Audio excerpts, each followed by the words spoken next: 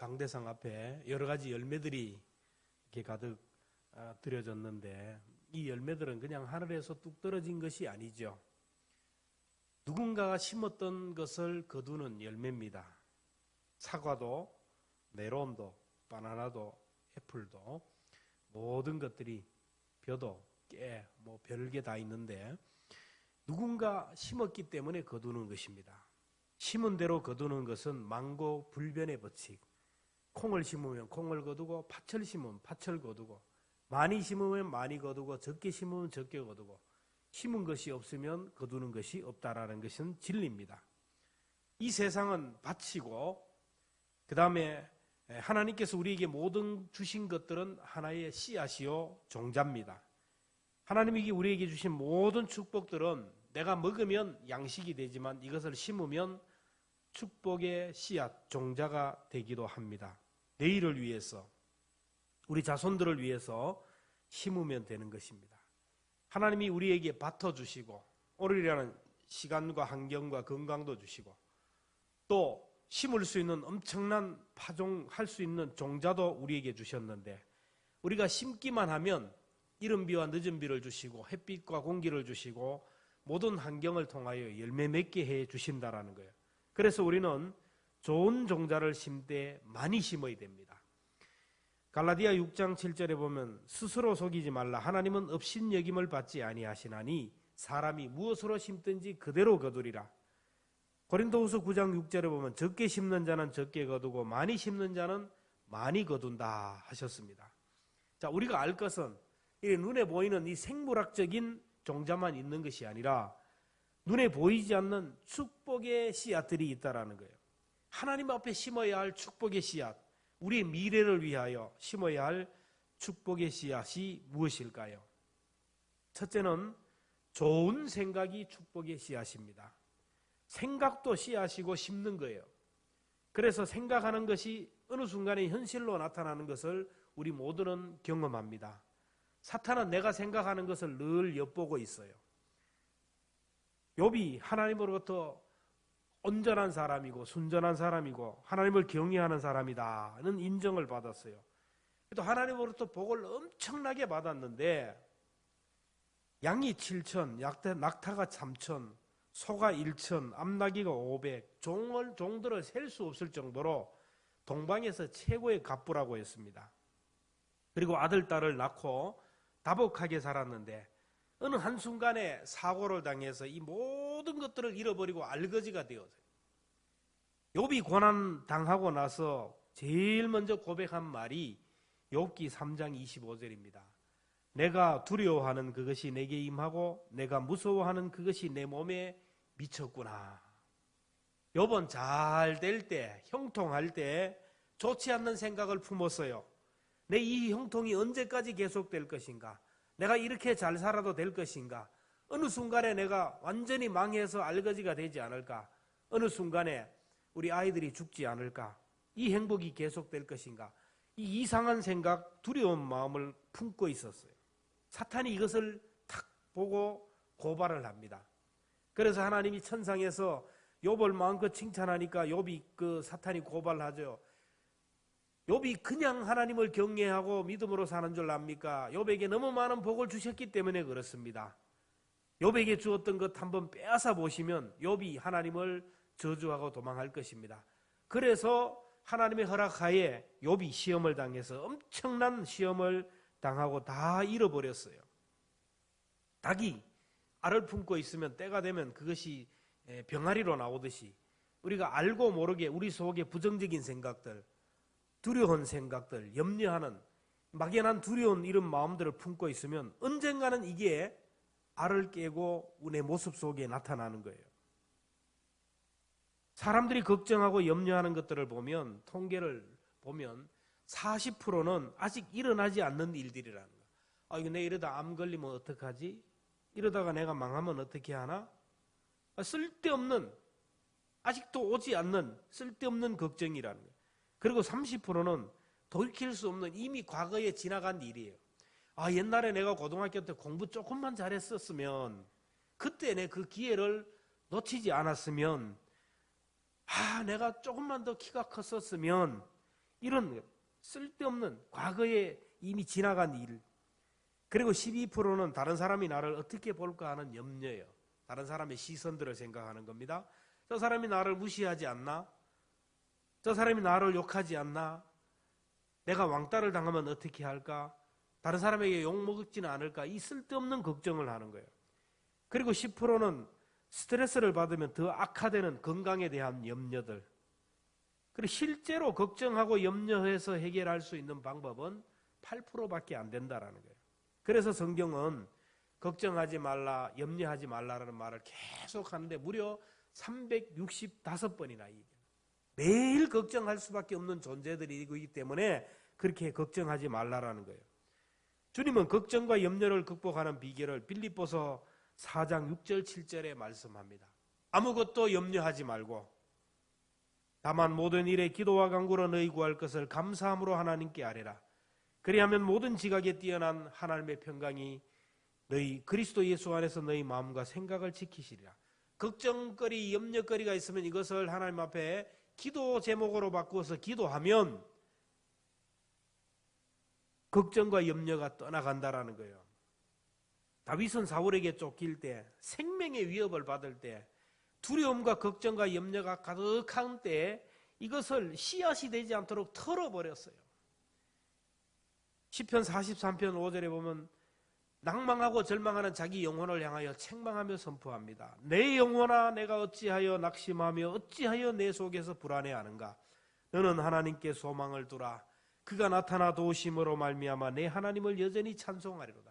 걱정과 염려와 근심과 두려움으로 가득 찬 자기 자신을 바라보면서 왜 걱정하고 왜 염려하느냐 하나님이 계시는데 기도로 털어버렸어요. 이게 품고 있지 않았다라는 거예요. 혹시 여러분 지금까지 부정적인 생각을 가득하고 그리고 걱정과 염려로 가득했다면 파괴적이고 절망적인 것들을 심었다면 빨리 기도로 그것이 싹이 나지 않도록 성령의 불로 녹여버려야 돼요. 성령의 불로 보혈의 피로 덮어서 내가 지금까지 심었던 것이 싹이 나지 않도록 하나님 은혜를 달라고 기도해야 돼요. 나쁜 추억들, 나쁜 기억들은 묵상하면 묵상할수록 위협적이고 더 커지고 내 믿음을 저버리게 되고 그래요. 그래서 좋은 추억은 묵상할수록 내 마음이 따뜻해지고 믿음이 생기게 되고 소망이 생기는 거예요. 앞으로 생각을 해도 좋은 추억들만 생각하고 기억을 해도 좋은 기억들만 하고 그렇게 할 수 있기를 바랍니다. 항상 우리의 마음은 펴져야 되고 얼굴도 펴져야 돼요. 옆에 분들에게 얘기합시다. 낙하산과 얼굴은 펴지 않으면 죽습니다. 여러분 얼굴이 펴지 않으면 죽어요. 낙하산이 펴지 않으면 죽듯이 오늘 우리 얼굴이 마음이 자꾸 근심, 걱정, 염려로 주름이 있으면 안 돼요. 다 펴야 돼요.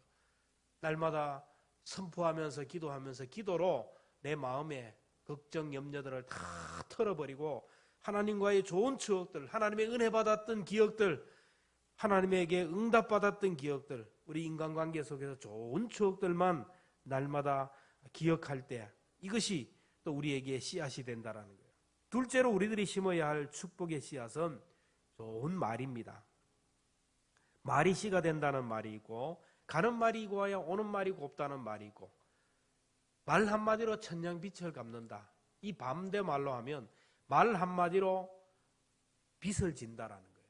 그러니까 말로 빚을 지느냐 아니면 빚을 갚느냐 이 결정이 되는 거예요. 말이 씨앗이 되는 거예요. 할 수만 있으면 좋은 말을 해야 돼요. 사랑의 말을 하고 격려의 말을 하고 축복의 말만 해야 돼요. 이스라엘 백성들은 광야에서 늘 불평하고 늘 원망하고 그랬어요. 목이 마르다고 죽겠다 그러고 맨날 만나만 먹느냐.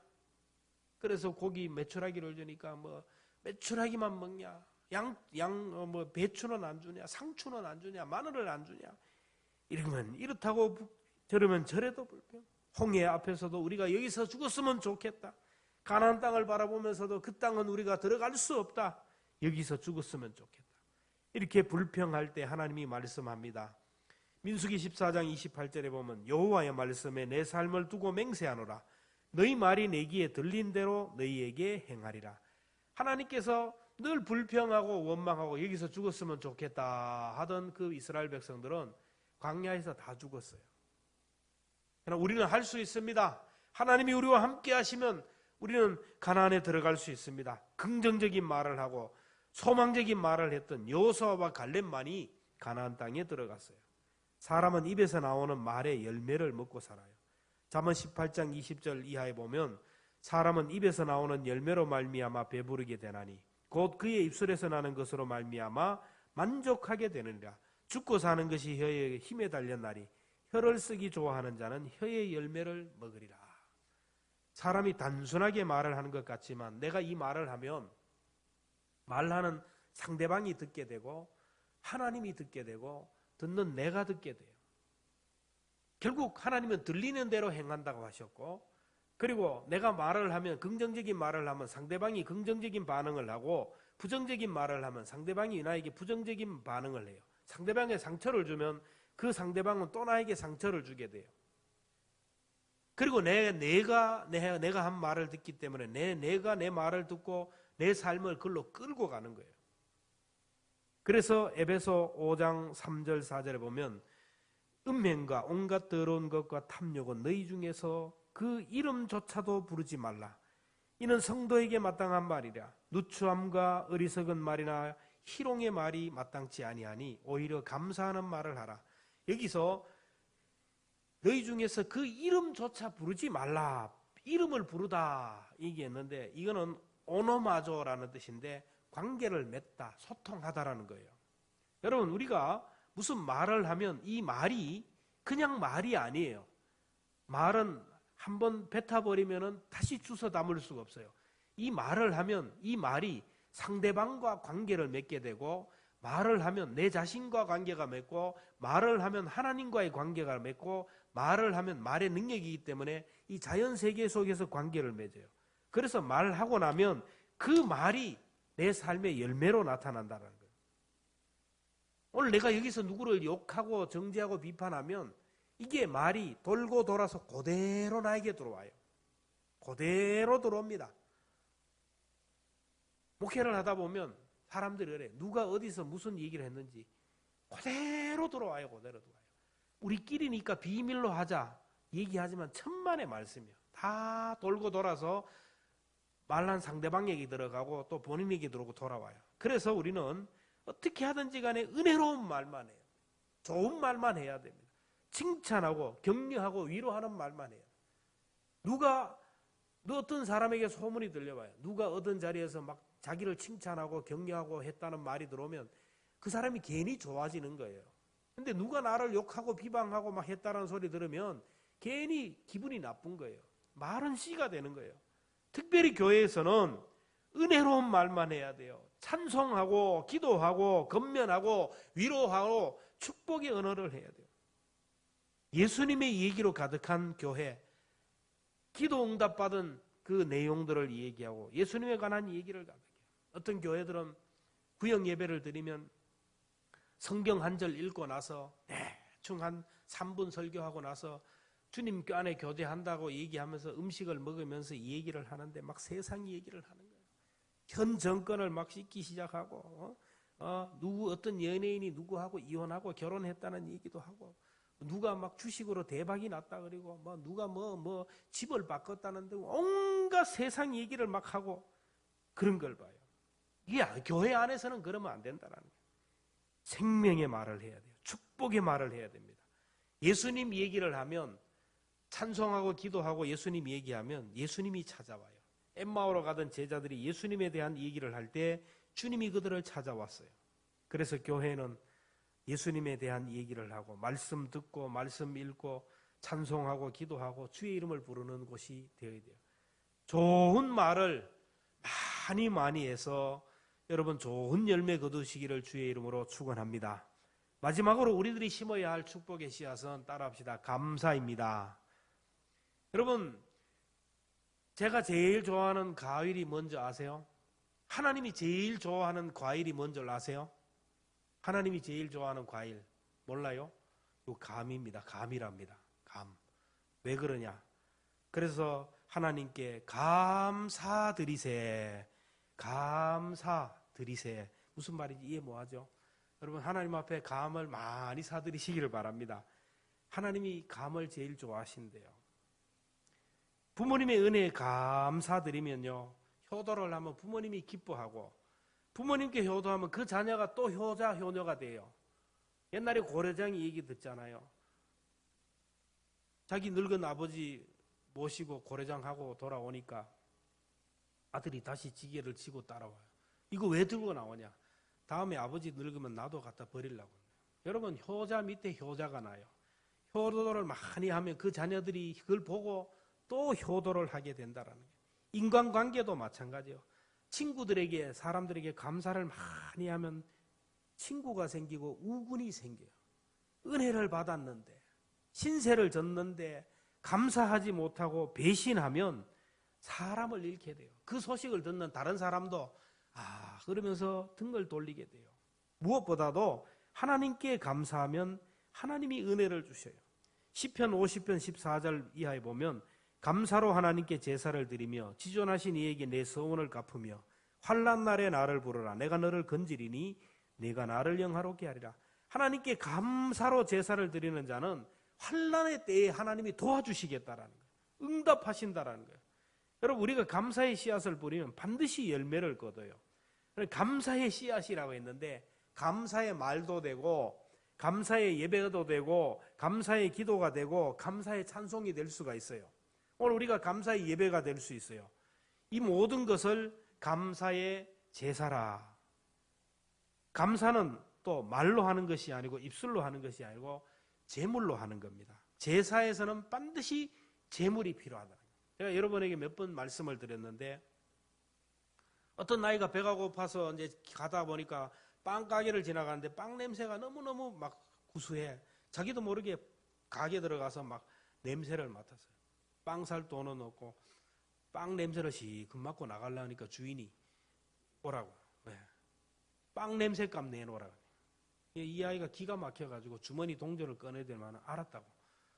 동전을 보여줬어요, 주인에게. 그리고 나서 냄새도 맡게 해줬어요. 그리고 흔들었어요. 그리고 가요. 왜 가냐? 아니, 빵 냄새 맡았으니까 나도 동전 소리, 동전 냄새, 동전 보여주고 간다라는 거예요. 우리가 하나님 앞에 그럴 수가 많아요. 하나님 앞에 나와서 입술로는 감사합니다, 감사합니다, 감사합니다 그러면서 실제적으로 감사의 제물이 없다면 뭐가 겠어요? 하나님께서도 그냥 제물의 복을 그냥 흔들어 가지고 봐라, 냄새만 맡게 하고 구경만 시켜요. 잘 사는 사람 구경만 시켜주시고 잘 사는 모습들만 보여. 그것만 보게 하는 거예요. 여러분, 씨앗은 뿌려야 되는 거예요. 씨앗은 뿌려야 된다는 거예요. 저는 이제 목회를 참 어릴 때부터 해가지고 많은 성도들을 보고 많은 교회들을 보면서 의문점이 있었어요. 새벽 기도도 한 번 안 빠지고 기도도 열심히 하고 금식도 하고 막 교회에 얼마나 봉사하는지 몰라요. 찬양대도 하고 교사도 하고 주방에서 그렇게 열심히 하면 복을 받아서 잘 살아야 되는데 경제적으로 늘 어려워요. 풍요함을 누리지 못해요. 기도의 능력이 있어서 막 난리가 나요. 방언도 하고 막 믿음의 능력도 있는데 경제적으로 어렵게 살아요. 그러다가 언젠가 담임 목사님과 얘기하면서 그 원인을 제가 깨달았어요. 그분들은 하나님 앞에 재정적으로 인색하다라는 거예요.